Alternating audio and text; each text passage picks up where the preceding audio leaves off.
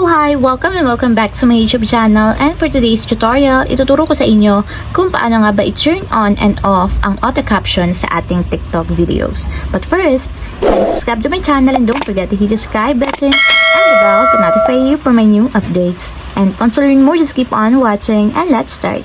So ayan guys, for today's video, make sure na updated yung TikTok app na gagamitin natin. So ayan, open na natin yung ating TikTok account.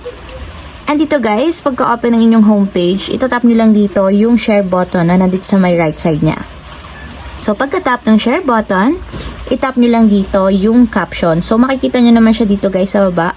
I-drag nyo lang or scroll nyo lang siya sa left and right. So tatap nyo lang dito yung captions. So dito guys is naka-turn on yung auto captions dito sa aking TikTok video. So kung makikita nyo naman guys, habang nagsasalita ito ng Tagalog, natatranslate siya into English. Since nga yun yung nakaset dito sa ating settings. So naka-enable siya. So kung gusto nyo guys palitan yung language ng translation, pwede nyo siyang baguhin dito. So kung gusto nyo guys yung translation is baguhin natin into Espanyol and then tap done. So tingnan nyo guys, nabago na yung captions niya. So balik natin sa English translation.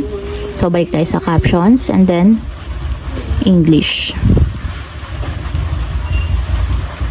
So para naman guys ma-turn up yung captions, ang gagawin nyo lang is itap nyo lang yung switch button dito sa show captions auto generated. So tingnan nyo guys, nawala na yung captions na lumalabas dito. So kung ito turn on naman is ganun din.